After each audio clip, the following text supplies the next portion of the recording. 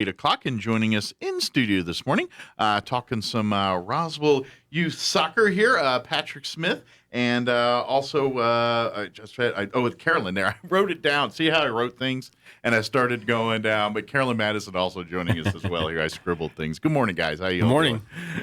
Yeah, thank you. Anytime. Appreciate you guys coming in, and especially on Monday. I know that's a little, well, Tuesday, but you know what I mean. You come in like the day after a weekend, right, and you're kind of out of sorts a little bit. So I'm glad to hear that you guys are, in a normal routine. Right. Here, so. Yep, back to work today. So. Well, and so for folks wondering, because I wondered the same questions, like, didn't you guys just finish soccer? And yes and no, right, is the answer. Yeah, there, we right? finished a great spring season. We had a lot of great volunteers on our coaching staffs, on our board, our referees. And our parents were wonderful this year. We finished with over 850 kids playing soccer. That's big. That's like record numbers for you guys, It's a right? huge spring for us. Yeah, That's for a long excellent. time. After we came out of the COVID kick in the teeth, right? We wanted to get back active, and spring was just a fantastic season for us. Good deal. And the great thing about soccer, because I played as a kid and everything.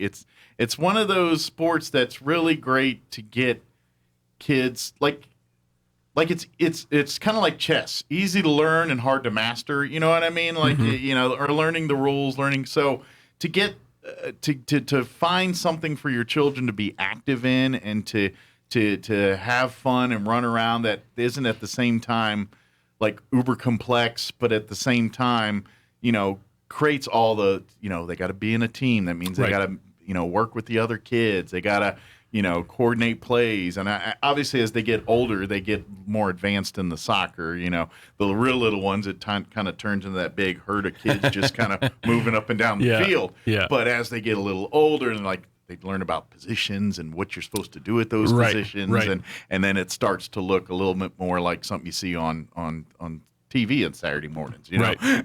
I appreciate you pointing that out because we have had to lean super heavy on parents to be coaches. Sure. And just volunteer coaches.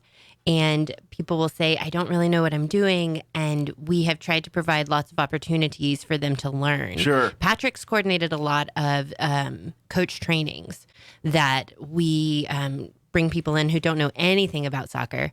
And at the end, they're loving it. Or if they're hating it, they haven't told me yet, which I really appreciate. But you can see the growth in the children as well, and as well as the parents. Sure. The growth in the parents and their understanding of soccer. Sure. But in Roswell, we struggle with stepping up to that next level of soccer. And if we have a full family involvement, we will be better. Yeah. And the kids will be better, the players will be better, and then we'll produce better soccer playing teams as they grow older. Absolutely. I'm kind of curious, do you guys get the impact from the New Mexico United? Of course, they were just here doing a game, but like you said, we're getting record number of kids coming, and COVID I think has a lot to do with that, but I gotta wonder too, having the New Mexico United here, getting that kind of coverage, that kind of spotlight on the sport, I imagine it's got to help bring in more kids to want to participate in soccer. I think so. We see a lot of United jerseys out there. Mm-hmm. It's accessible now where people can drive 3 hours, see a game, and either stay the night there or come home. Yeah. It's still accessible and affordable. And New Mexico United does a brilliant job of outreach. They came over around Christmas time, early December. They showed up. They brought some former players, and they did a little camp for us. Oh, it was cool. Just a one day, one Sure. afternoon, but a lot of skills, and the kids get excited when they have that personal interaction with somebody wearing a United jersey. They show up in the United van. Sure. T-Mobile showed up and gave us away like all of these little teddy bears with soccer balls. I mean, it was adorable. Cool. And you get a real buy-in from the kids. So yeah, they're watching. And to be able to watch soccer players that you say, oh, hey, I know some of these people. Yeah, see him on TV and I met that guy, Yeah, it makes a big difference. Absolutely. So I do think that it does impact our kids. And who knows, maybe some of our kids will actually go up and play for United. And then obviously the United being because they were just in town this past weekend playing an actual game. They're doing some of their games on the road this season. Right. And so hopefully folks got a chance to get to see that. But but for them to do that outreach outside of the greater Albuquerque area is nice to see, and because obviously soccer, we're in culturally, it's just a big, you know what I mean? It's where other parts of the country, it may not be as much of the culture as it is here, and so. For me to see that being embraced and you're starting to see, I mean, football's always king in just the world in the United States. It just, you look at from the professionals on down. Matter of fact, I saw a stat on like Facebook or something like they're saying that one of the NBA games had like, I don't know, it was like 8 million people watch it, and they were like, it's the highest rated game in NBA in a long time. And then they showed the lowest rated NFL game last season. It was double that number. Yeah. You know what I mean? So football's king. But what I mean is now you're starting to see where, the youth are like, you're looking and like you said, there's 850 kids playing soccer now. Those are football numbers we're talking, American football, not football. But you know what I mean? And so I think we're starting to see a shift of where, and obviously, I mean, just soccer, the global soccer is more mainstream in the United States. I mean, to watch the European League and all that was unheard of when I was a kid. Now, pretty much every Saturday morning you turn on the TV, up early enough, you'll find some games. And so I think we're just culturally as a country shifting, but in a place like here where I think they're a bit farther ahead on soccer as far as participation, youth, people, I mean, obviously we talk Hispanic culture, and soccer's very much in those sports in those countries. So they got, you've got that base here already. You know what I mean? And some other players don't have that. Something that I'd like to point out is the United team that was here this weekend was the U23, so under 23. Oh, so that's like it's like a feeder team. Gotcha, like a farm league kind of thing. Yeah, farm league. There we go.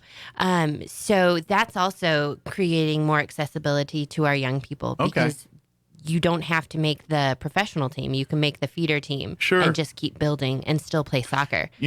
So that was really special for the U23 team to be here. I'm so thankful that they reached out to the city of Roswell because the city of Roswell was the one that helped bring them here. Okay, we got the logistics to make that happen. Totally. So I'm really grateful for all of that and for that opportunity for kids to be able to show up. And now every kid who showed up, every parent who shows up has a United flag. Sure. So yeah, they're creating fans. Yeah. That's what they're doing. But at the end of the day, we're also creating a love for the sport. And let's going back to the football analogy, we all grew up as, boys probably, most we got our poster Walter Payton or Jerry Rice or whatever up there, Now these kids are going to have United players or, some of the European, the Beckham, outside of David Beckham, most people can't name another soccer player. Did you have any soccer or football? No, well, I didn't have posters up in my room. I just didn't decorate my room, but I also... You just had plain white walls. No. You had your soccer medals, probably. No, I loved watching basketball when I was younger, and so I didn't really get into watching soccer till I was in high school, college. Oh, so you got it later in life. Nice. So, but yeah, I love watching the sport. Love it. So yeah.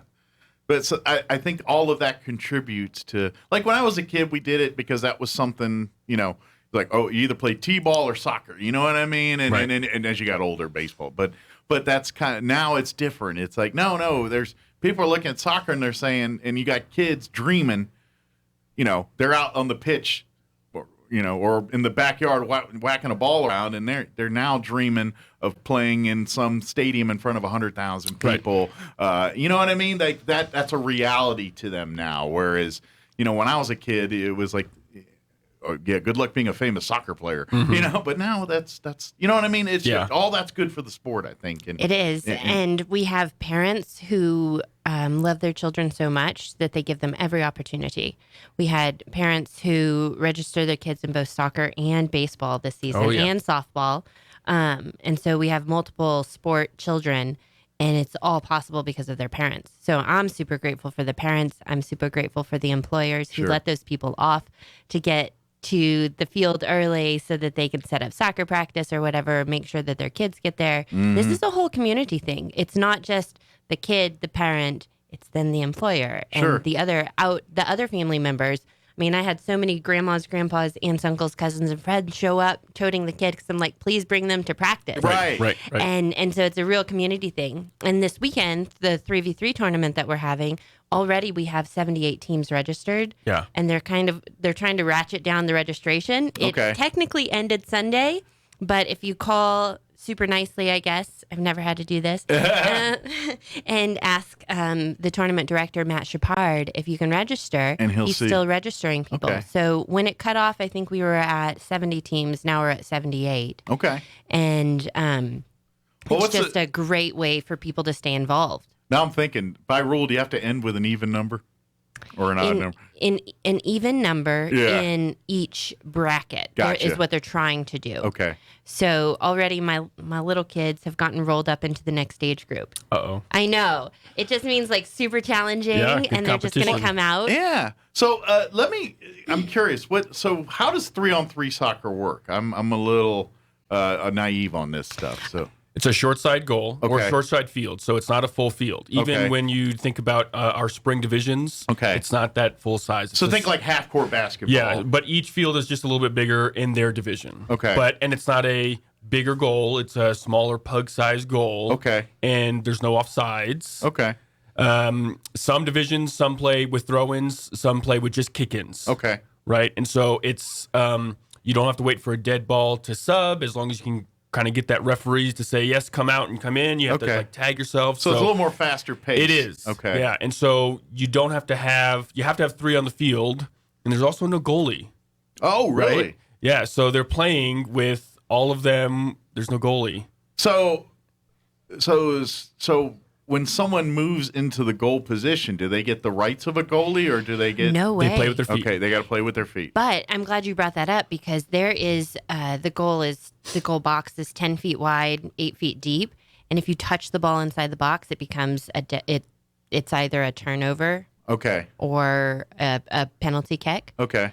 And a penalty kick, as we all know, is terrifying. Yeah. Especially with no goalie. Sure. All you have to do is kick the ball straight and right into the goal. Yeah. So if you're a defender and you touch the ball inside that box, it's a penalty kick for the other team. Gotcha. So you put the most calm person up there to take a shot, so they don't shank it off to the side. Yeah, as long as you don't blow the chance there. And that little area encourages the players to actually play up against a man instead of playing always on defense. Gotcha. Which we kind of refer to as baby guarding the goal. No one is just right in front of the goal waiting for it to happen. So it really forces the players to use soccer skills. Right. And practice them and implement them to... where you got to work on your ball skills, your shooting skill. Like you got to be more precision with all of that in 3-on-3. And playing with a little team. Gotcha. Because if one player does a little give and go, you have to either follow or communicate that I'll follow, you'll stay. Okay. If you don't, well, that's a wide open goal. So they really have to think about their positioning, their spacing, and where the rest of their team is. Gotcha. It's a full team effort in 3-on-3. Like, there's no sandbaggers in 3-on-3. Everybody's in. It's so fast paced. There are only 2 10-minute halves. Okay. So like it's a lot quicker. And is it like the running clock like a normal game would be? Or okay, gotcha. Very good. Interesting. That sounds like it'd be kind of exciting to watch. So I would like to encourage folks, even if you don't have family members or playing or friends, come and just watch some 3-on-3 soccer and see what it's all about. And like you said, if you're just a fan of soccer, or maybe want to get your kids as fan, come bring them out and let them watch and say, hey, maybe in the fall or next season here, we'll get you, in some Roswell Youth Soccer. I just want to give a couple plugs here really quickly. Yeah, absolutely. Because I feel like that's why we're here. The city of Roswell has an indoor league right now as well. Okay. And that's amazing. Indoor during the summer? Come on. Yeah, I wish I had that when I was a kid. Oh, yeah. But no, not happening. Is indoor soccer like it was when I was younger, where they use a different soccer ball and it's like more like a tennis ball almost, like the material? Like when I was a kid, I remember indoor soccer had to me, it looked like a giant tennis ball. Right. Yeah. We're doing City of Roswell is doing a different type of indoor soccer. It's called futsal. So it's a smaller, denser ball. Okay. So there's not as many like aerial shots. Gotcha. But you still can control the ball that way. But there's also no bouncing off of the walls. Gotcha. It is a defined line. So it's not like an arena league style or something. So it's not that type of indoor. It's futsal, but it's still very quick. Okay. And it depends on very fast-paced foot skill. Okay.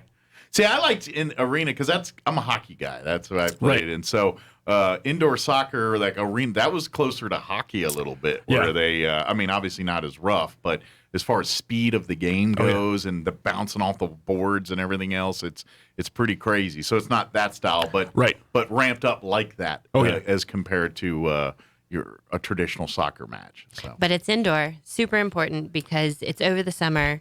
And it's not 157 in there. Totally. You know. And you can actually eat an orange slice, and it's beneficial. And the city hasn't had a soccer league in quite a while. I think in at least 3 years. Good. And usually what they do is over the summer. And we're two entirely separate leagues. But anytime we can have the opportunity for kids to play more soccer, we want to push that. It's all promoting each other. And totally. Promoting the sport and promoting the community and the kids and the parents and the employers. You know, it just goes up the line. So, and not to mention all the ancillary stuff that comes with participating in team sports. This is, you know, getting back to COVID here. Kids lost a lot. We always talk about learning education as far as the math, science, and all that stuff, but the social side too, the side that, you know, how to work in groups, how to, you know, interact with people that don't, you know, have the same experiences that you do. So, you know, and kids need to learn that, you know, these kids are different than me, and learning about how all that soccer's that's stuff like that's how these kids learn about that. It broadens their own world by meeting kids that they didn't meet before, things like that, or, you know, that's making friends and doing. To me, that part is as important as the physical getting out and playing the game part sometimes, especially nowadays. It also helps them to understand and realize there's another authority other than your parents who respects and deserves your attention, but also gives you the attention and desire and love out on the field. Yeah. And so those are parent coaches. Those are volunteers. Those are the young kids in junior high and high school working to help with the refereeing, right? Those are the referees who are getting paid for, but this is their first job. So you have to learn how to respect some type of other authority. Absolutely. And understand the rules of you don't yell at the ref. Right. And the parents, you don't yell at the ref. Yeah. Right? So those types of things help with more soccer, more times throughout the year, helps ingrain them in that it's not just my parents telling me what to do or showing me some ways to learn. It's other authorities, other parents, other people. So. Learning to respect, you know, others, those and people, that, you know, people in your life and why you respect them and things. And you know, obviously the coaches and things, they're teaching, the X's and O's of soccer, but at the end of the day, they're also teaching how to communicate, how to problem solve, how to do all those things that are ancillary. And it's like, I left my shin guards at home. Well, we got a problem. How are we going to figure that one out? Right. You know? It's like you were watching my team this season. That feels very familiar. But I really appreciate being able to have this conversation because there's so many things about being able to play soccer and to be part of something greater than yourself. And then also not just having the parent authority out there. Yeah. But showing like kids, other adults care about you. Other adults are here for you, and we want to support you, and we want to support your families in ways that we can. And you might even find parents, because as parents, you know, you want the best, doing everything for your kids, but especially as kids go through different phases in life. Obviously, when they get into teenagers, you know, when they're young, they may have been waiting with bated breath on every word you say, but as you get older, even if it makes the most sense, the fact that it's coming from you doesn't register. Right. So sometimes having that coach or having that other person that they start by interacting with on a weekly basis here, start to gain respect, start to gain, you know, that trust and everything else. And next thing you know, you may have been saying the exact same thing to the kid, but the one time the coach says it makes sense, and then it registers. And of course, as a parent, you're like, duh, I've been saying that for months. But it's kids. That's how kids, they sometimes hearing it from a different source confirms it. They're just like, oh, mom and dad just saying it to say it. But when they hear from another source, then they're like, okay, maybe there's some weight to it, and now it makes sense. And but that's also part of soccer and everything that you guys are doing, I think. So. Yeah. Good deal. And people can stay involved, not just as players or as coaches, but as Patrick mentioned, as referees. Mm-hmm. We have really awesome, we have had some really amazing training this past year. Good. For referees. And it's so to prevent getting yelled at, obviously. Sure. Not everything is going to work there. Right. But having kids come out, learn how to referee, and stay involved with the sport, it's incredible. And that's the thing parents, all of us need to remember is it's Roswell Youth Soccer. These are kids. Everybody here is volunteers. They're doing this because they love the game. They love our community. They love, including the people that are refereeing and of coaching and the officials. These are all people that are doing it because they care about kids and they want to get involved. And some have the passion for soccer, some have a passion for mentorship, some it's a little bit of each and all that. But they're bringing those passions, and we got to remember that it's at the end of the day, it's all learning. It's okay. So they blew the big goal. Guess what? You know what's going to happen tomorrow? Nothing's life's going to go on. Things are going to happen. Everything will be fine. But that's what happens after that. Are you going to yell and create a scene and now ruin that sport probably for that kid the rest of their lives and say, I hate soccer now? Right. Or we're going to pick your head up, learn from this. Yeah, that guy blew that call, but you know what? That happens sometimes. We got to deal with those things in life. And then tomorrow you get back and practice and have some fun, and that's what we got to remember is we're just playing soccer and having fun here. And we all got to remember that. And I think that, once we get that going, and like you said, the training and all that helps with all that. And that's we just got to have that mindset. Look, we're here to provide kids an opportunity to grow and to have fun. And if we all remember that's the end game, I think we'll have a little less temper issues and things like that. Hope so. Yeah. Yeah. So as far as the 3-on-3 tournament, like you said, it's pretty much full. However, if you're just hearing about it and you might want to sneak in, maybe we can get another couple teams in it if you act like today. That's right. Yeah, they're making the schedules tomorrow, so there's no leeway after tomorrow. So it's hard deadline today. It is, absolutely. And we'll play at Cielo Grande. We'll have some really great food trucks out there, and we'll hopefully have some great music as well. Okay. But it'll probably start, depending on how many teams. Okay. We have the capacity. We have a 12-field capacity. Okay. So we can have 12 games going at one time. Good deal. Right now, we might have a little bit of struggle with having 12 full referees on every single field. Okay. So we're still looking for referees. So any soccer referees out there that are, I guess at this point, be actual not learning to be a referee, but you got to be well established, skilled, or experienced refereeing, and you want to come help out. They'd love to have you for this weekend. So. Yeah, if you're a terrible referee, please do not show up. Well, even if you have no experience, come out and say, "Hey, watch and see what it's about," and we'll get you signed up. Right. But for this weekend, we need actual skilled referees. Totally, people already have to have been trained. Yeah.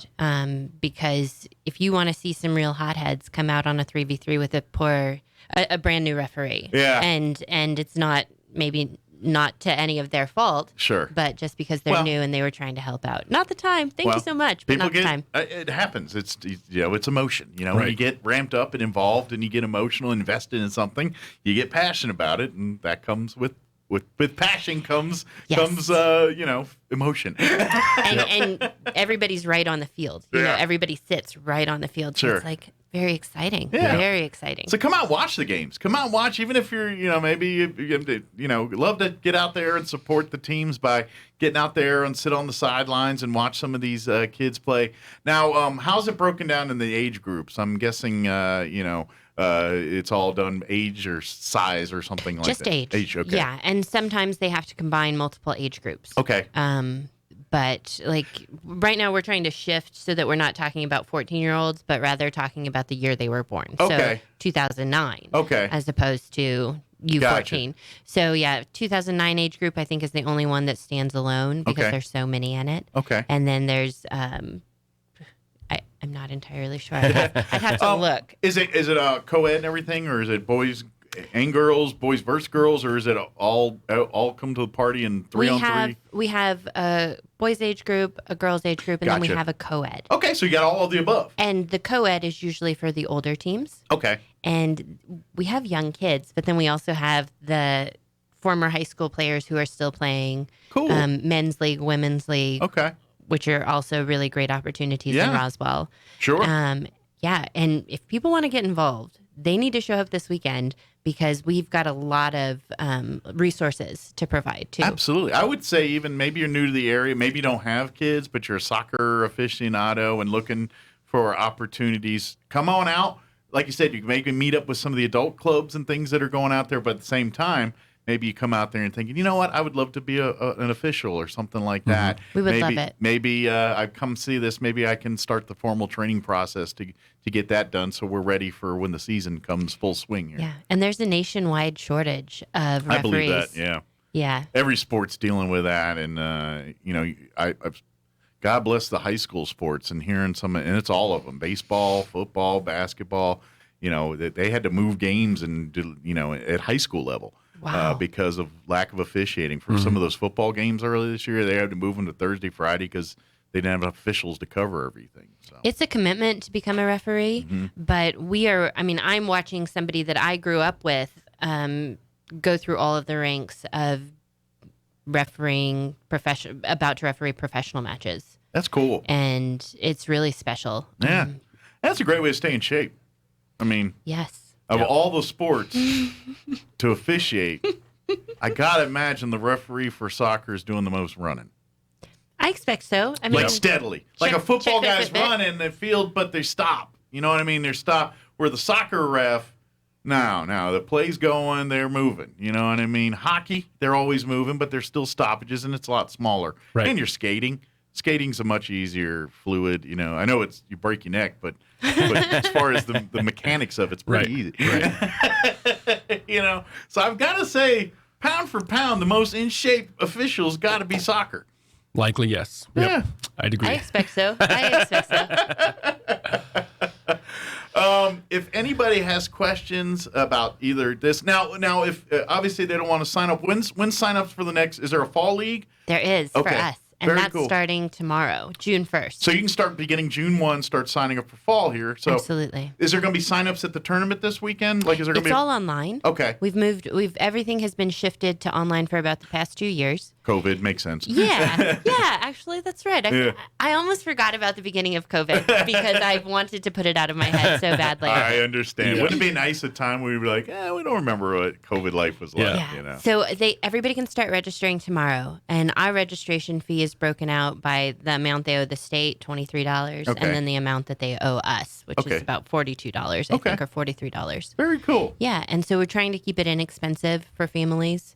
They can just go online, roswellsoccer.org. Okay. roswellsoccer.org. Very good. Everything is out there. Signing up to be a referee, signing up to be a coach, signing up to be a player. All of that is online. Absolutely. And then you can go and read more about the league and of course, what obligations are, all that stuff. If you want to, and of course, if you want to be, like you said, a official or a coach, or you want to sign up your children to be a player. June 1, tomorrow is the start of signups for fall season. Right.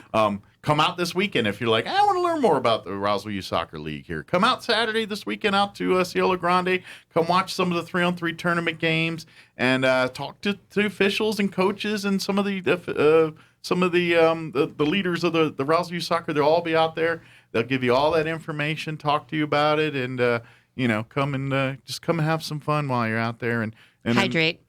And then when you're done, walk on over to the aquatic center and go swimming or something, Yeah, we'll probably be decked out in our big hats. Oh, yes. Because, protect yourselves from the sun. Yeah. It's hot out there. Yeah. It's and it's really supposed to be hot. warm this weekend. Yeah. Like, we're getting the rain and everything the middle of the week, but by, like, Saturday, we're supposed to be back up near 100 again. Yeah. So. Darn. Yeah, sorry. Darn. I was trying to get it, although if we get all the rain out of the way by, through Friday, then it should be clear sailing for soccer on Saturday. So there's another opportunity for families to volunteer if they want to stay associated with our soccer league, and that's at the board level. Okay. So we represent on the board.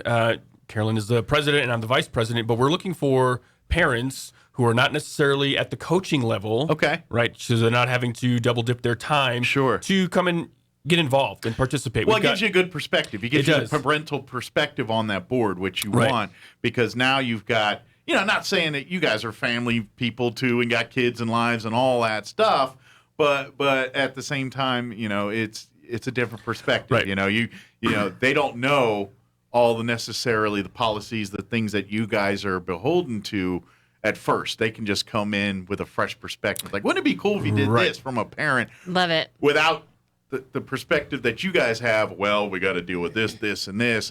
And sometimes you're automatically going there. It's like, well, that eliminates, right? But someone comes in with a fresh idea. It's like, well, maybe. And then it gets to percolate. Well, if we move this here, we can do this. Right. But that always happens when you get kind of a fresh perspective coming in. So, so moms and dads out there that want to get involved, and you're thinking, well, I don't want to run around on the field with them because, Right. But I want to get involved. And that's not part of the expectation. You do not have to be a coach to come and volunteer on the board. But it does, like you just said, give us some more eyes on what we're doing. Sure. Because a lot of the board members we have now are coaches of one, maybe two teams. Sure. So they're super busy with practices during the week. Yeah, they've already got X amount of nights committed to soccer. And they don't want to add another couple nights to that. So, right. Yeah. So we're looking to bring some fresh faces in. And so we have a few positions where we also have members at large roles. Okay. Where they don't have to be a committee chair position. They could be just helping out, giving some guidance elsewhere. Sure. So well, and those people are probably your logistics folks too, like on tournament day. Right. It takes, there's a lot of moving parts there, making sure the fields are in good shape, making sure, the lines, everything that's supposed to be in place, making sure, registration set up, all those things, making sure there's someone manning the registration booth there. That's if you're kind of in part of that group, or maybe you're not a voting board member, but just a volunteer that is always there to support the league, whether it's making sure there's the fields taken care of, or making we sure. love those people. Yeah. We're so appreciative of those people. Oh yeah.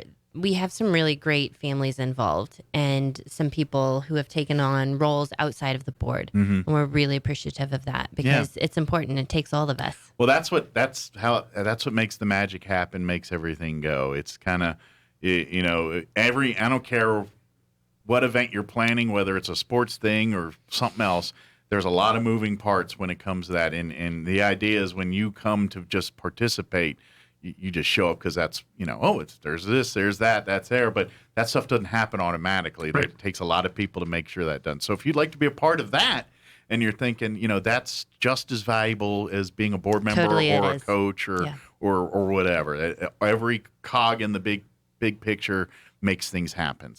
And it's really helpful to have different perspectives. Sure. Because we can't catch everything. Well, and that's just it. You can't see the forest from the trees sometimes. And so when you're so wrapped up in it, you get, it's this way and this way, but then something new comes in with a fresh face. Oh yeah, I never thought of it that way.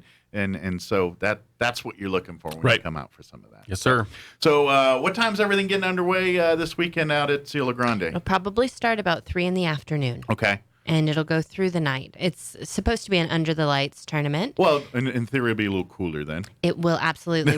Once, as we all know, once the sun goes down, it's a brilliant space to play. It's a great part about living in the desert. We get hot days, but we get cool nights. Right. So. It's very nice. So it'll start about 3 or 4 p.m, and then go through the wee hours of the morning. Good. And then Patrick and I will be out there picking up trash at the end of it. And I think kids love that too. I bet that's kind of the cool thing. They're up, you know what I mean? Some of the younger kids, like, we're playing soccer at 10 o'clock at night out on under the lights, though. It's really special and magical to be able to give that kid an opportunity to play under the lights. Well, remember that at the beginning we were talking about the kid dreaming about playing in Wembley Stadium or wherever, and it's never during the day. Right.